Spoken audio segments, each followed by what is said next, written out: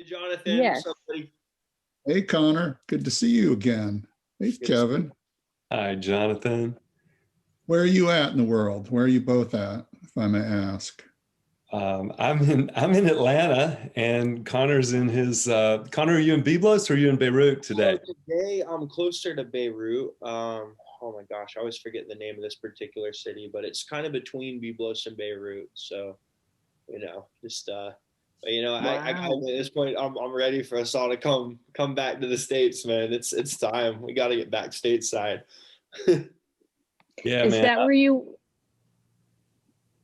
where you were over the weekend? Yes, yeah.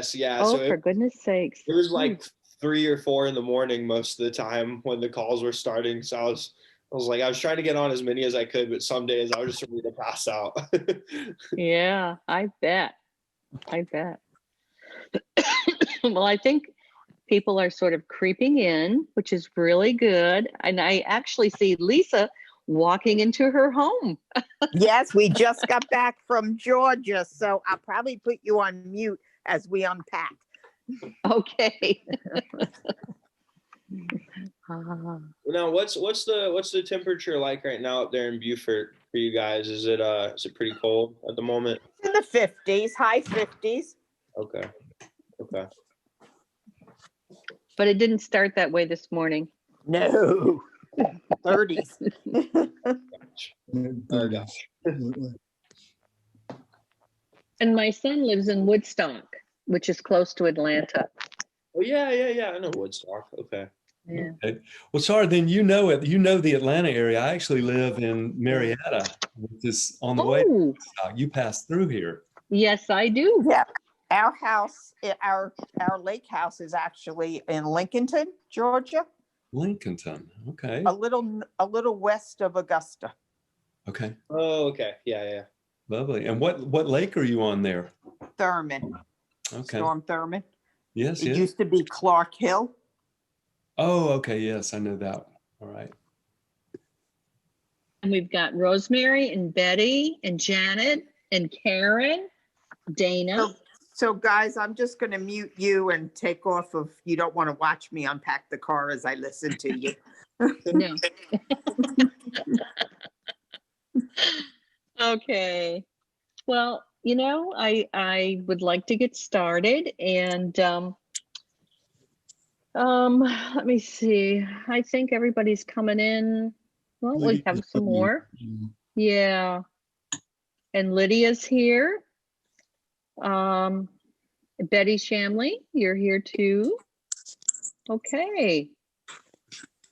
2, 3, 4, 5, 6, 7. All righty. Okay. Okay. Welcome everybody. This is our 2021 first meeting, and I'm really glad to see all of you here again. And I want to say once again, thank you to the Pat Conroy Center, Jonathan, for allowing us to do this. It's so important. I mean, for the love of books.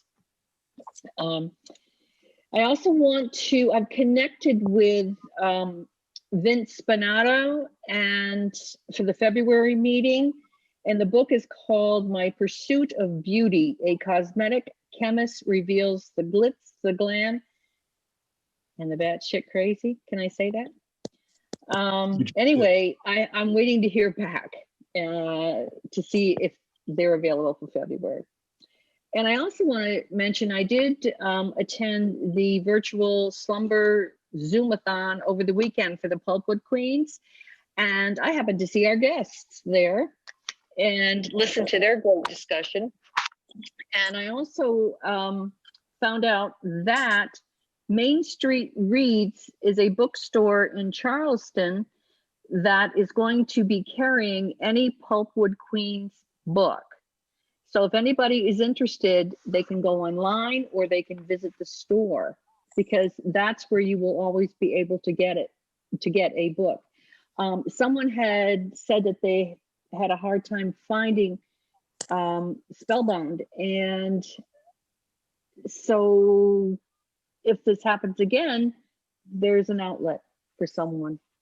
So, okay. Now I'd like to talk a little bit about our guests. Connor Garrett is an award-winning poet, novelist, travel writer, and he's in Beirut, copywriter and co-founder of the Lucid House Publishing, a writer-centric bespoke book club. I can't say that, publisher. Kevin Garrett is a travel writer and photographer whose work has appeared in Condé Nast Traveler, Delta Sky, Town and Country, Forbes, Vogue, Outside, Boulevard, Entrepreneur Incorporated, Atlanta Magazine, Coastal Living, Islands, Atlanta, the Atlantic Journal, Constitution, and Virtuoso Life, among others. And what I just read to you was taken from an article by Holland Perryman, our student intern at the Pat Conroy Center, who wrote this delightful review about Connor and Kevin's new book, Spellbound Under the Spanish Moss. So with that said, I'd like to welcome both of you, and let's get a discussion going. You're on, folks. Connor and Kevin.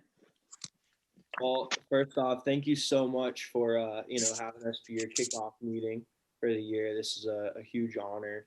I guess we could start off kind of talking about how we got started with this what's going to actually be a series. So we have book 1 obviously written, book 2 we've finished, but we're going to release that I think early 2022, and then we're pretty far along, or beginning to get far along in book 3.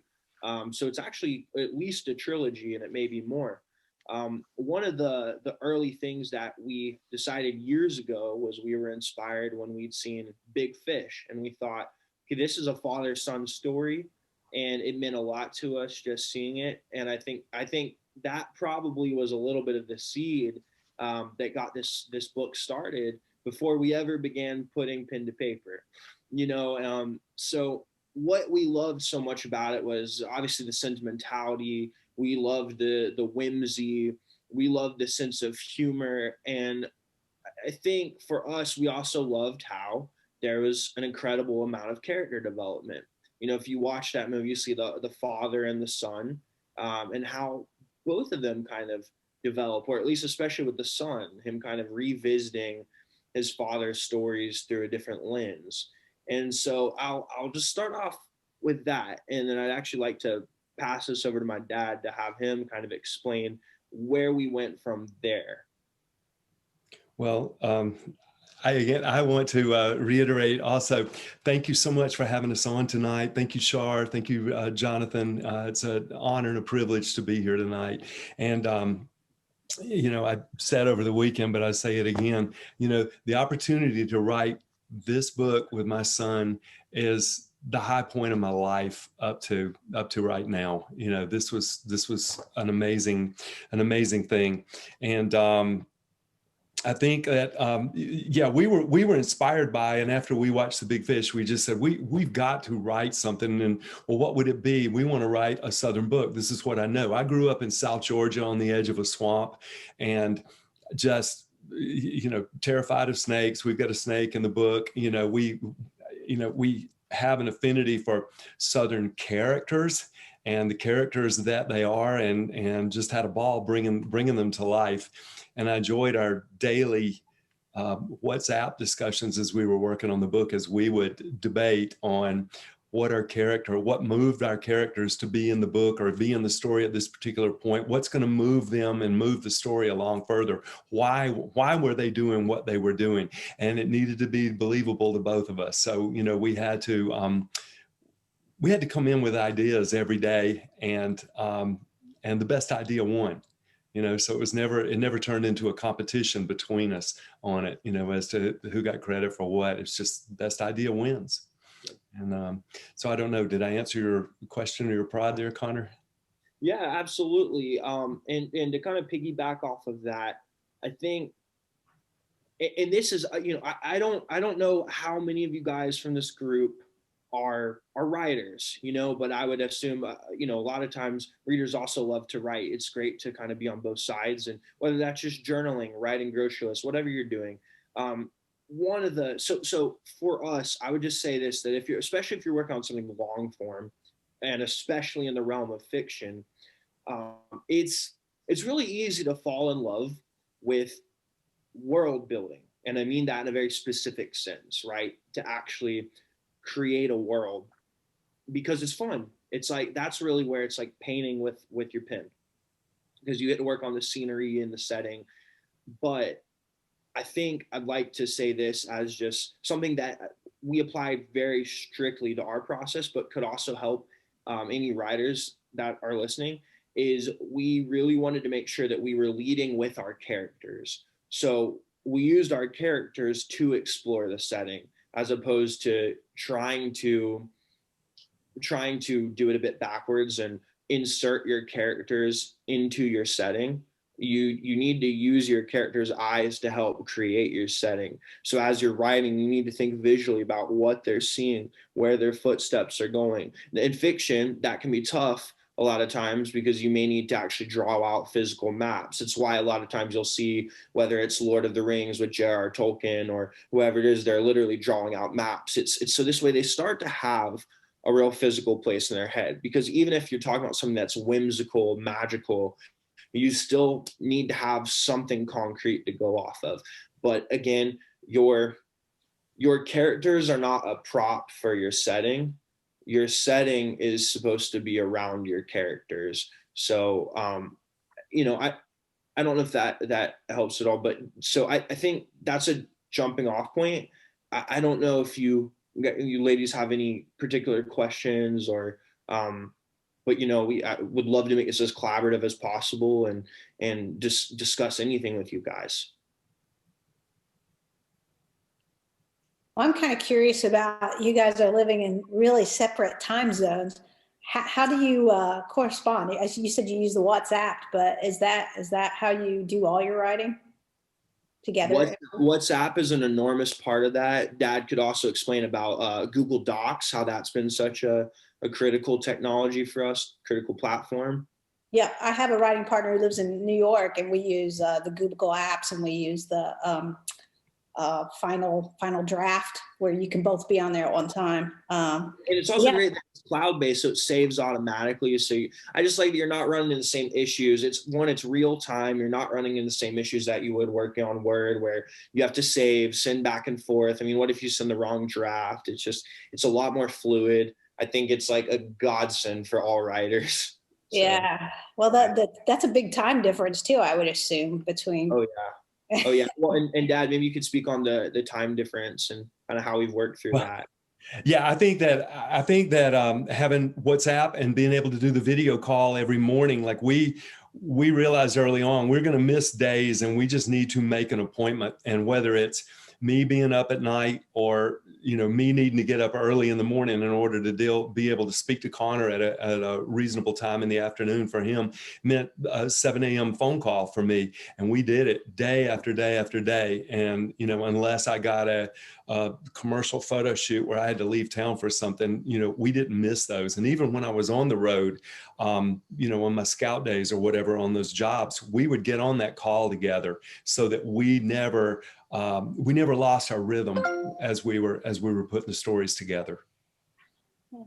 Yeah. And to the point about rhythm there, that's another thing, is that especially, so most writers, obviously, in same with readers, all of us, no matter what you're doing, right? If you're doing something that's highly creative versus, let's say that you have a job that requires you, a job or a side hustle or whatever it is that requires you to be highly analytical, or very numbers driven. Like, let's say that you're an accountant who also loves to write. How do you balance out those headspaces? That's a very important thing. And that's something that we consider a lot.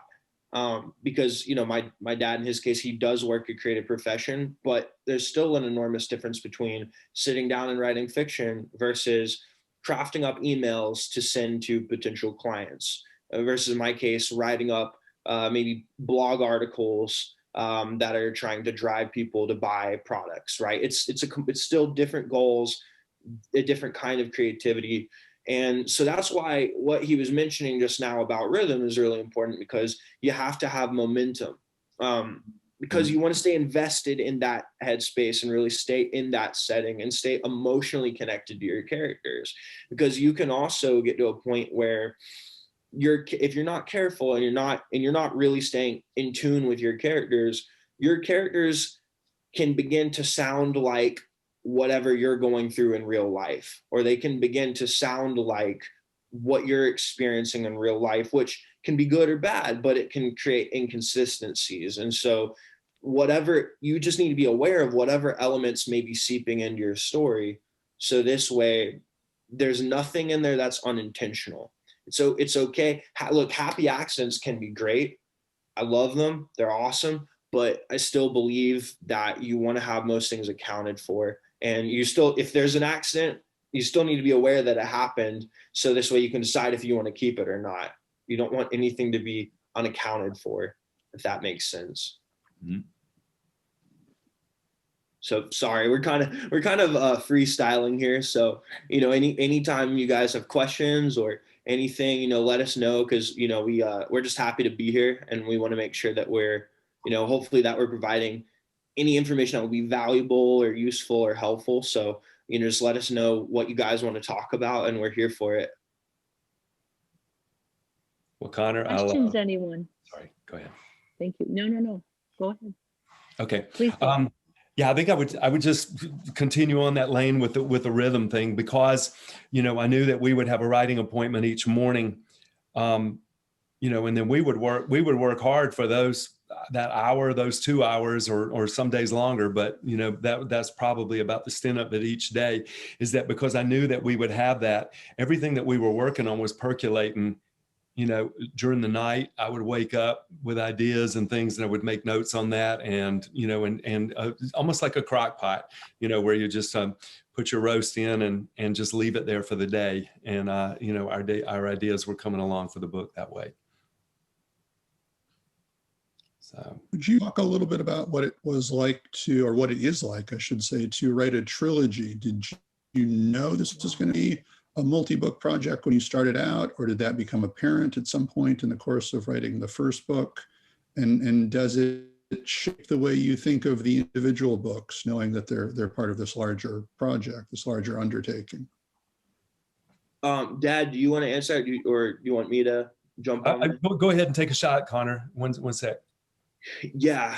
So I got a call in the middle, so it kind of messed up my screen view here. So, and I've bad ADHD again. I always say that in case I go way off, because it'd be terribly embarrassing. So I'm seeing like all these images on the side over here now that I'm like, okay, but I'll go for this. So I don't think we initially knew that it was going to be a trilogy. And again, we say trilogy tentatively because we know there's at least 3 books, but the third book may really be that the third book could be a trilogy in and of itself, because it's definitely going to be a longer book, and it's a lot more expansive, and it could essentially be how The Hobbit, it's separate but together with Lord of the Rings. You have the Lord of the Rings trilogy, and it could be something like that, where the first 2 books that we've already written may serve as almost more a lead into an even larger universe, because we've expanded on a lot here, and it's growing.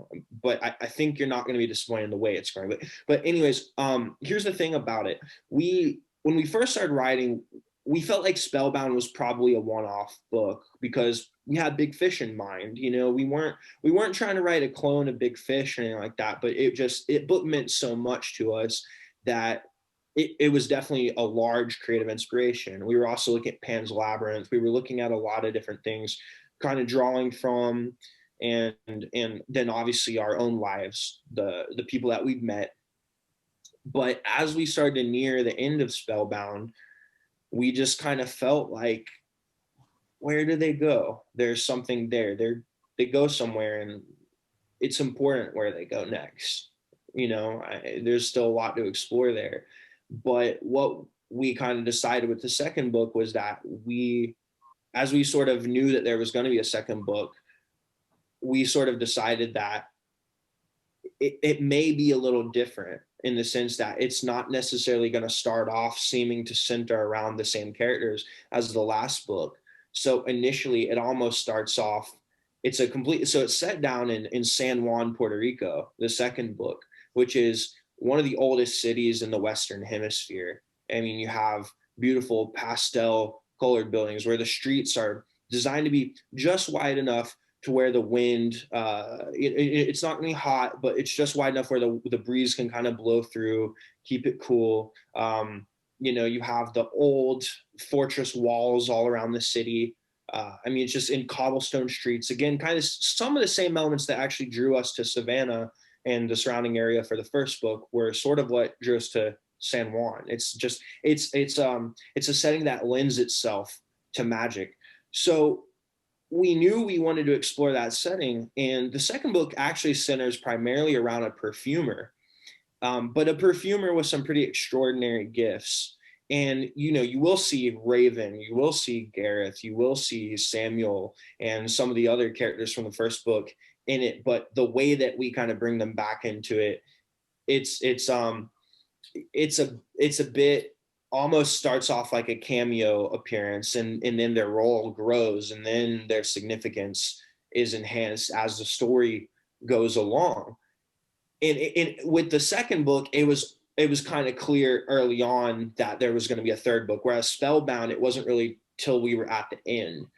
Now, because of that, there's details in the first book that we're finding are relevant to even some of the sort of things that we're inventing for even the third book. Like there's a particular, this isn't necessarily much of a spoiler, but there's a particular species that we've created in this sort of dreamscape of a world in the third book called the Ignians, right? And they're sort of the fire peoples. And if you look at Dragon, who's sort of the fire breather from the first book, we didn't necessarily know it then as we wrote it, but he's an Ignian. That's what he is. And he just happens to be, and you'll see some of the mythology in the third book, but he happens to be a character that made his way into the upper lands, and so there's a lot that's going to happen in the third book that it's going to grow kind of increasingly more fantastical. So again, I'd say to answer that question, I'm sorry that it's been such a long answer. But the third book, we had a clear idea that there was a third as we were working on the second. So I think we're being a lot more conscious of how those two books impact each other. Whereas the first book does tie in to the rest, but not so much in a deeply mythological way, right? Whereas the third book has so much mythology and so much original world building, and the setting is very unique. So the each other a lot more than I think 1 and 2 necessarily have, if that makes sense.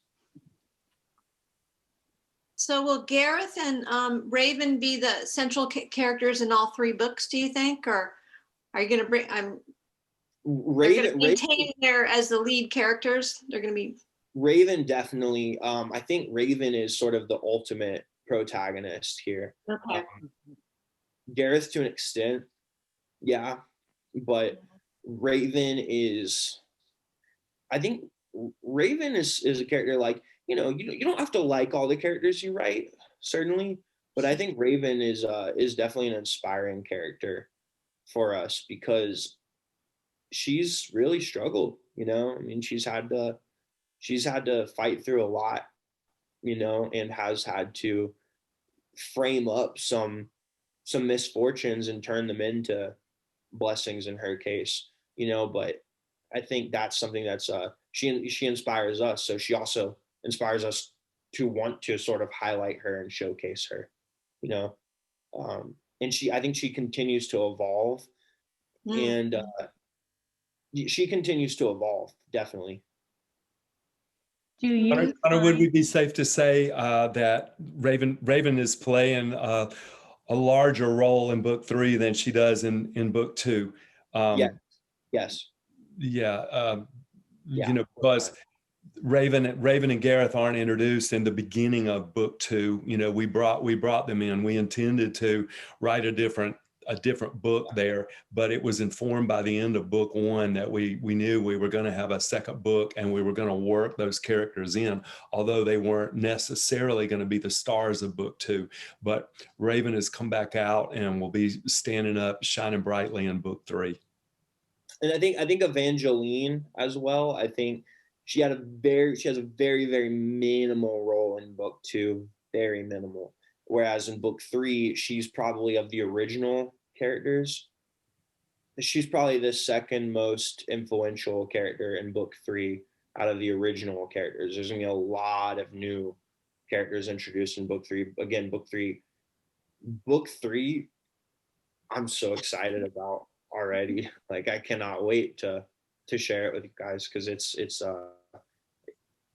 can I actually read a little bit of it? Would you guys mind? Yes, Okay. of course. Okay, let's see here. Okay, let me pull it up real quick. All right. Let's see here. So you'll kind of notice it's a little bit of a different style from book 1. And right now, without too much context, it's, I don't want to spoil too much. So, but I'll just jump right into it. Okay. She followed the ghost where day and night and all the hours between blended together. Her legs, atrophied and thin as a bird's, carried her in the spirit's wake as it vanished like an evaporating mist in the twilight of this new world. But even so, Raven had the keen sense that time was distorted there. She could scarcely remember the fiery door frame she had passed through. She blinked and arrived as if it were a dreamscape. That, she thought, was the only explanation for how she was walking. How strange fate was to destine her to be a cripple on earth, only to have her stand on her own 2 feet in a foreign realm. Or was it a lucid dream? No, she felt in her bones aching as they were that she was wide awake. She was also certain that the stairs she descended were the same steps she had ascended to arrive there, except she had never turned back and their slope never went up. Raven could not even explain it to herself, but she knew what she saw, namely the structure she stood in. It was made of basalt, and its walls were carved with depictions of battle and glyphs in a runic language. She ran her fingers along the grooves of the poems and the spells. The runes were warm to the touch despite the coldness of the stone. As she pressed her hands against the ancient symbols, she heard the words they were enchanted with eons ago. The rectangular structure appeared to be a temple. It lacked a roof. Instead, looming over it were the branches of a moon-white tree covered in moths like leaves. Its trunk and roots had grown into the corner of the wall, spreading its stones apart. In the center of the cella was a pool of water, and at the arc of the temple entrance were 2 great torches whose flames had died out long ago. Along the arch, scorpions were carved, and a statue of a woman with 2 eyes in her head and a third in her hand appeared to guard the doorway. On the other side of the doorway, a statue of a man who had no eyes, but still resembled her, stood with a dagger in his hand. Raven knew she was called there, yet she grew suddenly frightened.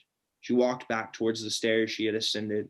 The fiery door that had been her portal into this world was gone, along with the stairs. She got down on her knees and began to scratch at the stone where the portal had been. She realized it was hopeless, and then another wave of panic washed over her that perhaps she wouldn't be able to stand back up, a panic which was quickly dispelled as she lifted herself off the ground. Raven pressed her hands against the runes and tried repeating their words just as she heard them in a vain attempt to summon her way back to the upper lands, forever opting out of her destiny. But that, of course, is not the way of fate. Raven looked at her reflection in the pool. She steeled her nerves. The pale branches of the tree rippled like a crown of white flames behind her head. She gazed upwards and saw a tentacled sphere floating in the space above the land of this world. It appeared to burn with a sun-like intensity, and yet it gave off no heat. Raven walked unsteadily down the front steps of the temple. For a moment, she was convinced the 3-eyed statue was watching her, but it was, after all, a mere figure of stone. The ground, which was covered in black sand, was curved like the inside of a bowl in each immediate direction. As she made her way down the hill below the temple, she took note of the world and its observable features, the mountains, the rivers that ran slowly like nectar along petals, what appeared to be dwellings scattered here and there, forests, lakes, and distant beings roaming this creation. And then there was shadow and light, shifting positions as if clouds were passing overhead. There were only mists. In the curved vastness, she discerned castles and fortresses and ships gliding to and from them along the dark waters in the glimmering. Resigned to the fact that she had no way to return and no particular aim, even the whispers and the voice that had lured her to the underlands had faded. Raven wondered. She settled into her lostness because it was her only choice. With each step forward, she chose curiosity over fear. She chose to delight in the strangeness of the underlands. That is what she would later come to call this world within a world. Raven could have shifted, but she kept walking for all the years she had been unable to. She eyed a castle in the distance and a river that lay snaking before it. She was drawn to the cerulean water. It reminded her of the swamps of her childhood and the seas her first love taught her how to swim in. The air was fragrant with a burning balsamic wood, sulfur, and the saccharine scent of the thousands of pungent ivory wildflowers that dotted the black sands. As the hill began to steepen, Raven lowered herself and shuffled her way down like a sidewinder until she had reached relatively flat ground. She saw silver droplets falling horizontally in the sky off in the distance, but again, there were no clouds. Instead, the rain, if it could be called that, appeared to emerge from the tentacled orb whose light illuminated it as it fell slowly, almost suspended. Raven's gaze remained fixed on the sideways rain as she walked to the river. By the time it eventually touched the ground, she reached the river bank. She sat down and dipped her feet in the cerulean water, which was clear enough to see the shallow sections of the river. It was cold and pure to drink from. Raven put her hands together to capture a cupful, and she poured it into her mouth. Whatever this place really was, she knew she was still alive enough to experience thirst and to appreciate the gift of the river as it trickled down her parched throat. Raven stood up, turned right, and continued walking along the bank towards the castle she had seen. She entered a forest of pitch black trees, some of which had roots that had been twisted over eons into bridges stretching from one side of the river to the other. Their sap, which turned a prized amber, was used in armor, enchantments, swords, jewelry, and to solidify those ancient bridges. On an island in the middle of the river, there was a stone structure, a dome with a hole in the center of its roof out of which a plume of smoke ascended, and by its entrance was another large carved stone protruding from the ground. She was curious, but hesitant to approach the dwelling. And then she heard the rustling. Raven turned and glanced at a shadow crouched and quickly approaching. She saw its long, sharp teeth before she saw its face. The nether wolf growled. Raven had no weapon and had never run before. She snapped her fingers, and a flame sparked from her fingertips. She held it in her palm and blew onto it, and it grew into a ball of fire. But the nether wolf was not deterred. It continued creeping towards her. Its black, leathery skin was the texture of a bat wing. It was completely without fur. Then it heard a howl in the near distance. The wolf howled back and turned and ran towards the noise. Raven extinguished the flame. She watched a moment longer to ensure the beast was indeed gone. When she was certain, she turned to keep her route towards the castle, but she was startled to see a large man, or at least something like a man, stood behind her. "Do not be frightened," it said. He laid his axe down. "I am Finral. That," he said, pointing to the dome, "is my home." His face was scarred in several places, as if he had been slashed by a dagger, and his canine teeth were longer and sharper than a regular man's. His skin was grayish green and tattooed in several places, including beneath his sulfur yellow eyes. "You can hold my axe," Finral said. "Consider it assurance I mean you no harm." Raven kept her eye on him as she picked his axe off the ground. He turned and walked towards the river bank, intending for Raven to follow, which she did. The water was just deep enough that she would have needed to swim to cross. "Get on my back," he said. She wrapped her arms around his neck. He smelled of herbs and smoke and damp earth. He waded through the current. Raven let go and got off his back when they reached the other side. She briefly studied the runestone in front of his home. It was filled with symbols carved shadow deep into the monolith. His dwelling was made of silicified sandstone, and its entrance was just tall enough for him to walk through without bowing his head. The interior was lined with carvings which were illuminated by the fire. Finral sat cross-legged and invited Raven to sit on a large stone the river and time had shaped into a comfortable chair. "Here," he said. Finral handed her a bowl of soup that had been boiling near the fire. Raven eyed the liquid suspiciously. "River kelp," said Finral. "It will keep you full for a while." He sipped from his bowl. She did the same. The kelp was slimy, chewy, and the liquid was savory. "Thank you," she said. He nodded. "What is this place?" asked Raven. "It's been called by many names," said Finral. "My mother used to call it the Underlands. So that is what it is to me." "It's strange," she said. "It doesn't feel real." "Yes," she replied. He stirred the pot. "Everything is constantly being made and unmade here, even time," he said, "though I have yet to alter memory." The carvings on the walls appeared to move as the firelight flickered. Raven saw the figures marching. She saw a battle of dark and light. She saw the spiders and the shadows retreating from beings of fire and lightning. In another flicker, the carvings were still once more. Finral, what are you? My mother was a human, a dream walker, like you, a dream walker. Yes, someone called down from the upper lands, he replied. You heard the voices, didn't you? How did you know? Because no one crosses into this world by accident. Fate has predestined your arrival. Why do you call humans dreamwalkers? Not all humans are, he said. Just the ones that are touched by fate, the ones that have the gift. You can blur the line between reality and dreams, but here, your thoughts and manifestations will be without limit. Raven glanced around Finral's home once more. There were tables for crafting and enchanting amber and other precious materials. He had mortar and pestles to grind his herbs. You didn't say what your father was. He was an orc. She could not guess Finral's age, for she had no context about what a half-orc of any age should look like. How old are you? Without the moon or sun to signal days and nights as you have enjoyed, what is age? I have crossed paths with death, but he has forgotten me. I have communed with spirits, but I cannot seem to join the ethereal for good. So you are living? Finral laughed. Yes, I am alive, he replied. You're wondering if this is the afterlife or something like it? Perhaps, said Raven.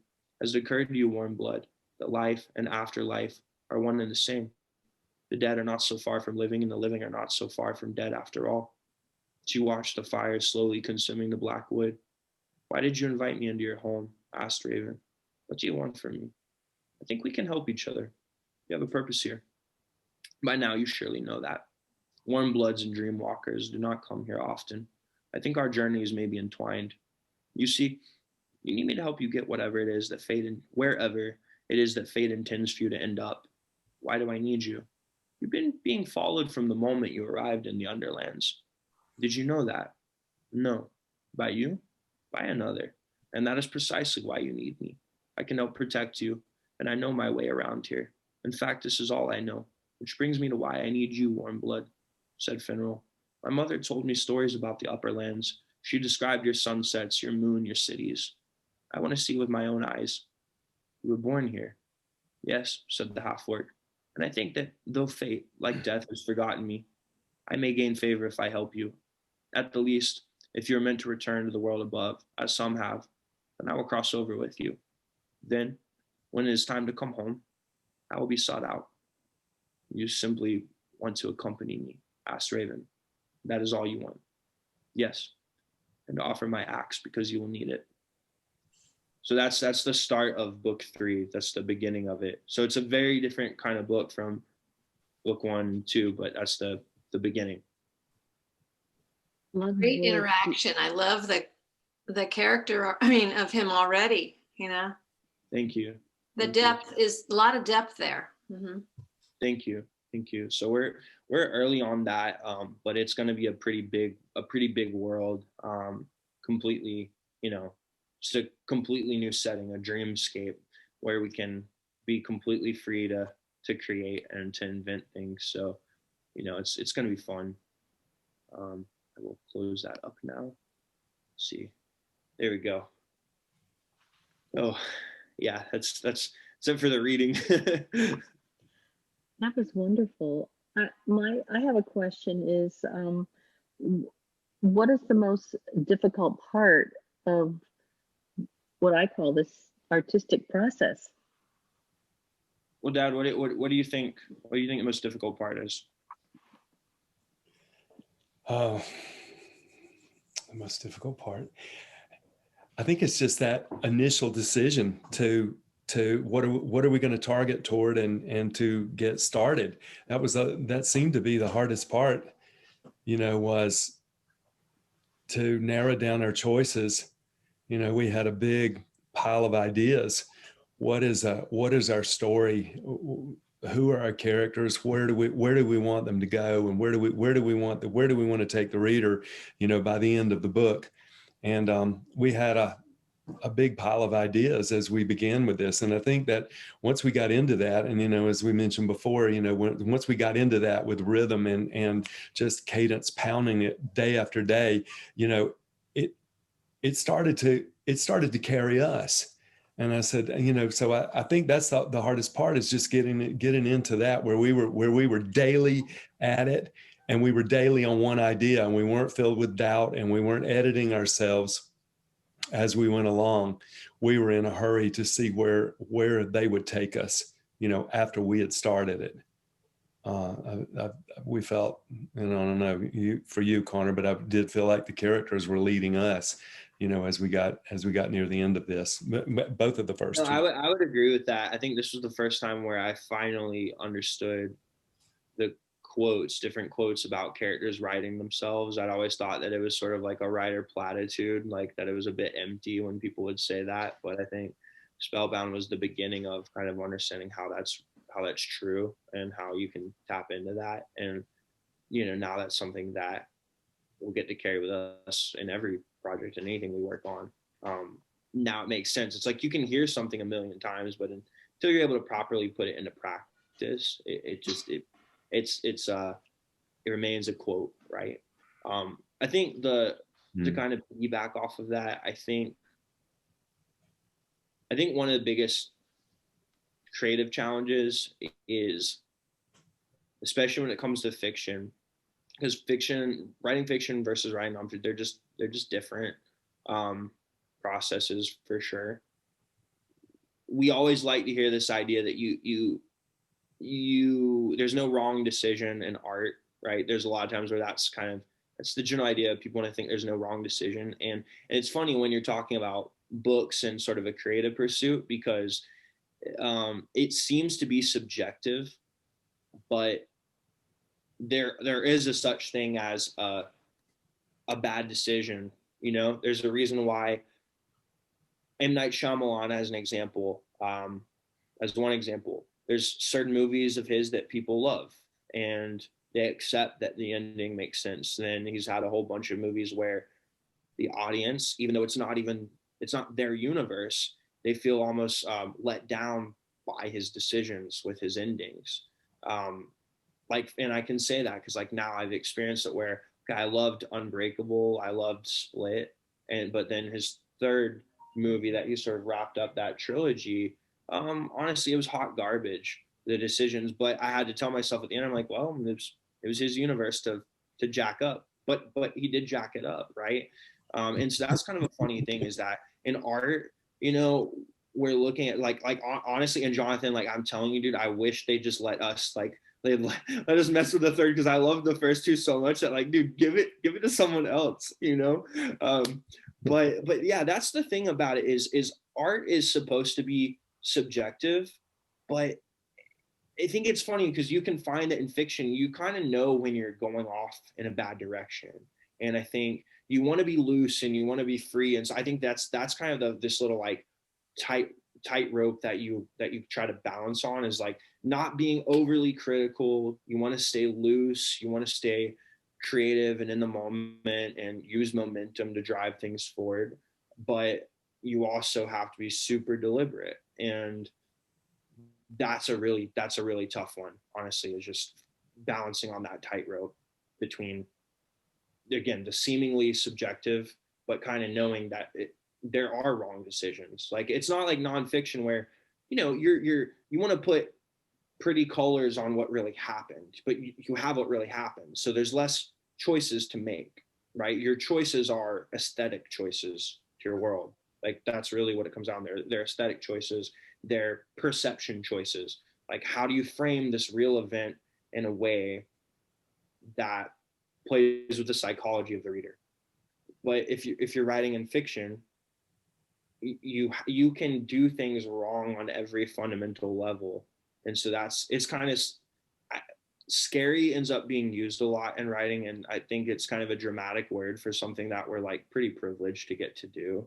Like we're not like going out like fighting in war or something. So it's silly, you know, to use words like that. Or like when, and I love sports, but like when pro athletes use words like sacrifice, like not, okay, you're taking less shots than your teammate. That's not sacrifice. So it's a bit silly, but yeah, I totally lost the train of thought, but yeah, I would just say, there we go. I lost the train of thought completely. Dad, take it away, man. Run with it. Oh my God, Connor, I got on that long and winding road with you. Hey, I have no idea where we were. Well done. um, Oh Lord. Yeah, I can't. I don't even know where we were. I don't know. I need a breadcrumb somewhere, I can follow. Oh, the original question. There we go. Oh, now you remember. We got back to the train station. Okay, good. The original question was about the challenges of the creative process, and we were kind of talking about, where I went with it was just kind of like the objectivity versus subjectivity, how we think of art versus kind of what maybe it really is. So, and like the feeling that you leave the reader with, if you've left it's not as clear as like 1 + 1 is 2, but if you've left the reader feeling disappointed, there usually are reasons why they feel that way. Like, of course you're not going to satisfy every reader, but if you notice a theme of readers saying X, Y, Z about your story, like they don't feel the characters are developed enough, then, well, the characters probably aren't developed enough. That's a valid thing. So you have to be receptive to that as well. Mm. Thank you. Questions? Anybody else? Rosemary, unmute yourself. All right. I'm interested in certainly this father-son thing is fascinating, and where he got your son got this inspiration with fantasy, this fantasy writing you're doing. So what were you reading when you were very young, Kevin and Connor? You want to go first, Padre? Yeah, man. I mean, we were reading Harry Potter books, and Connor and I have, we come from a family of storytellers, and, one of the things that we would do at bedtime each night was we had a series of fractured fairy tales that. Oh, I love that book. I love that book. I used to read it to my class. It's awesome. Oh, that's awesome. Yeah. So, I mean, I had one that I would just, some stuff that I would just make up, it's like, there was, Robin Hood and the Three Little Pigs and, the Big Bad Wolf, and they lived in Sherwood. Little Blue Riding Hood and the medicinal tequila, don't be shy. Sherwood Forest was plowed and developed and became Sherwood Mall. And, the prince's parents ended up working at Burger King and Dairy Queen. And, I mean, we just would always just stretch and run with those kind of stories, even with the little kids. Yeah. So I don't know. That was sort of our origination. And then we just kind of kept it up. And, and then Connor, what was the game that you played when you were like so there was a few things, and that's kind of a funny thing is like, I think younger writers have some different sort of medium to get inspiration from than older generations had, as in they didn't have like video games, for instance. So, I would say Harry Potter definitely was an influence, but I would say Lord of the Rings was probably the biggest fantasy driver. So it was funny because like, as far as seeing what words could actually do, because really it was actually The Great Gatsby. That was the first book that kind of showed me, I felt like words really mattered on a page. Before that, I'd loved the movies, I'd read, of course, but I wasn't an enormous reader growing up for a while. It wasn't really until The Great Gatsby that kind of turned me on, because I felt the sense of hope and the sense of longing. And I was like, this is the first time that I had tangible proof that words on a page could make me feel something. And that was when I started to really believe, okay, well, the words are magic, right? They can be used like spells to create and transmit a feeling to another human being or to other human beings. And I thought that was super powerful. So Lord of the Rings was important. Oblivion, which was a video game. That was important.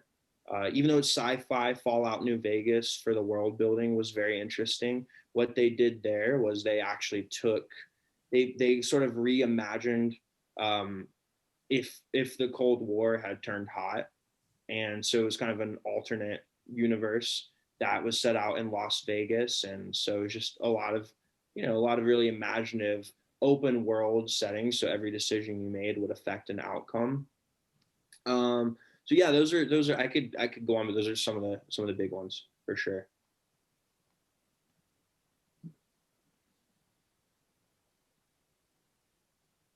Next question. Connor, could you talk a little bit about how the idea for Lucid House came about?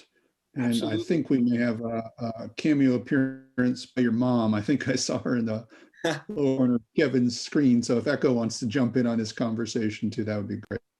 Yeah, absolutely. Yeah. So it was funny because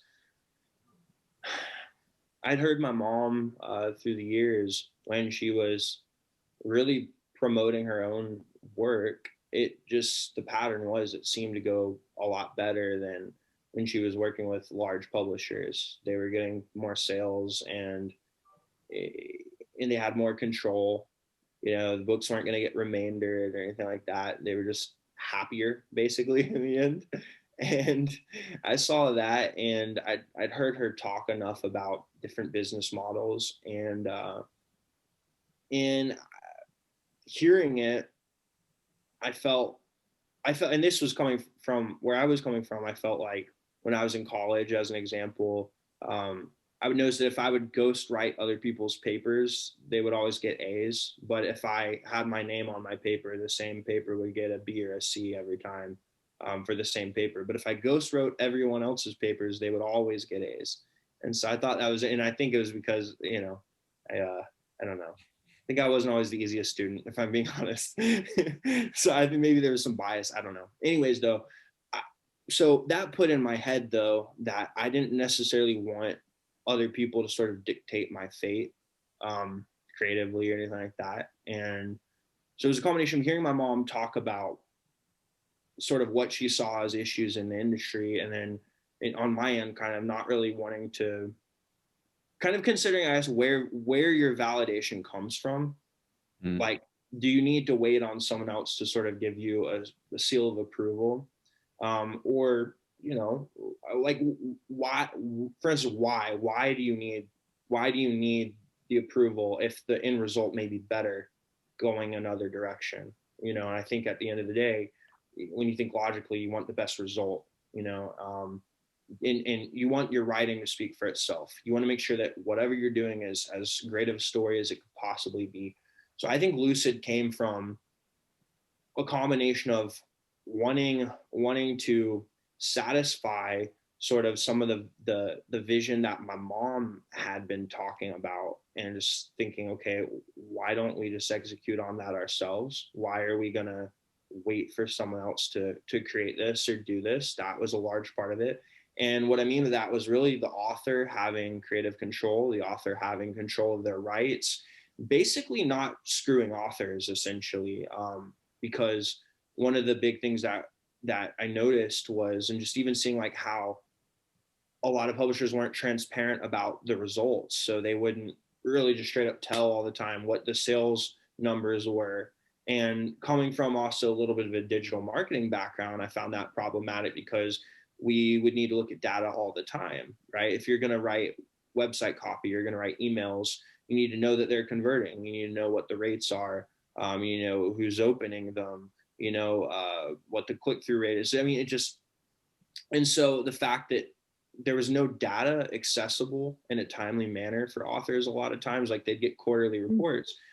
Well, if you're going to sell books, especially nowadays, a lot of it, frankly, it requires spending, it requires paying for ads, things like that. So imagine you're paying for ads, but you have no idea what they're doing. Well, then you're kind of flying in the dark without sort of any real clue of where you're going. And so we wanted to fix transparency. That was one of the main issues that we saw. We wanted to not have authors feel pigeonholed by trying to write a story that satisfied a particular editor, because at the end of the day, any of the publishing houses, like, okay, it's ultimately going to be one or two people making decisions about the manuscripts in these books. And we felt like, why are we going to deny people their book based on a genre. Now, the story's got to be great, right? But it doesn't matter what the genre is. The point is that you want to have a story that resonates with people, that that hopefully leaves an impact and is creative and just does something different, you know. So it can be something about the language, it can be something about the plot, it can be something about even the individual who's writing the story, you know. But so I guess going off that is like, we don't really have a particular focus. There are some genres that we do like, but we don't try to pigeonhole a writer. So if their book is sort of a whole blend of genres, that's great too. And I think that that's something that, you know, that we see all too often, is just like, I don't know, just we see people trying to force things and put writers in boxes that they really don't belong in, you know.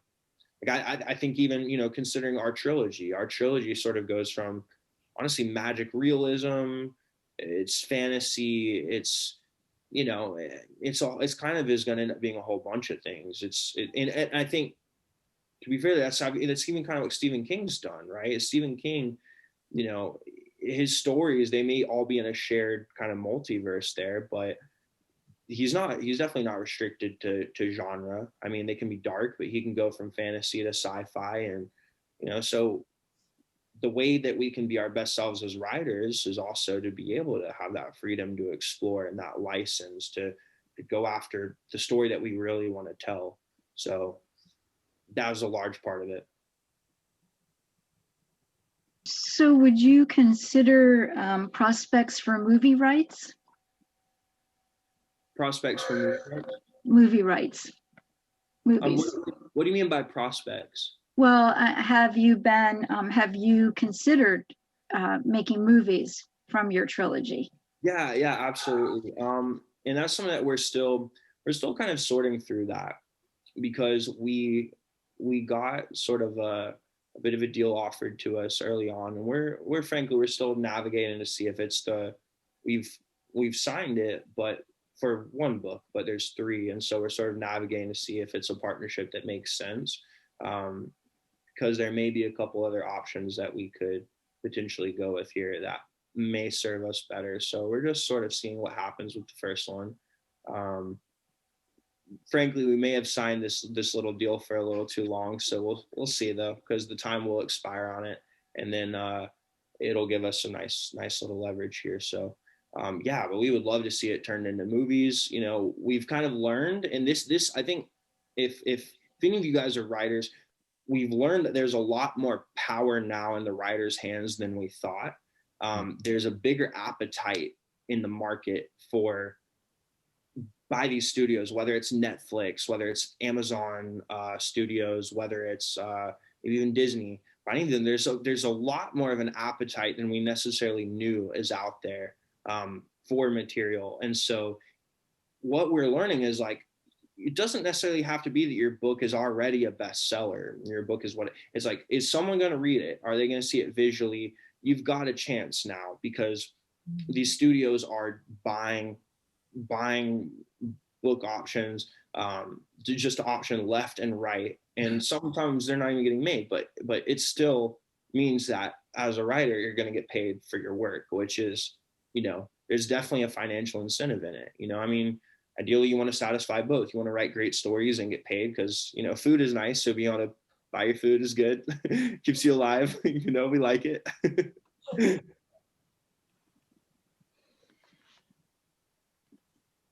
Well, and y'all do already have a screenplay with Spellbound. Yeah. Yeah. Oh, and that's something. Yeah, and I'm glad my mom actually brought that up. So, because I think we should always make sure to mention that Jeanette Honorati, she's our screenwriter. She wrote an absolutely brilliant screenplay.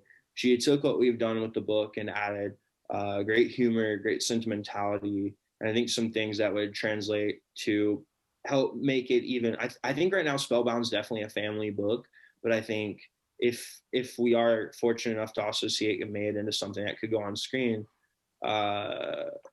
would make it even more family friendly and make it even more of a family experience. So yeah, she's brilliant. And she was actually on the Zoomathon this weekend, and it's just I mean, it was actually my first time getting to see her face and kind of actually hear her talk. And, you know, she's very sharp. It was interesting. It was a great weekend.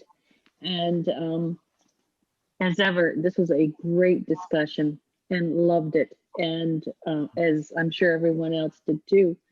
But our hour is up, and I so appreciate what you've done for us, enlightened us. Love your book, love the writing. It's, and I don't know how to describe it. It made me go deep. So thank you. Thank you so much. Thank you, Shar. Thank you, Shar. Thank you for having us on tonight. Thank you so much for being on here and welcoming us into your book club. You know, it's virtual for now, but hopefully, you know, once this hopefully once the pandemic will end, by the way, and once this thing ends, you know, by then I'll be back in the States, and, you know, hopefully we can come see you guys in person, hang out a little bit, and you know, hang out in Beaufort. That'd be great. Be wonderful. Thank you, everybody. Thank you. We'll see you next month. Take care, everyone. All right. Take care. Bye-bye. Yes, thank you.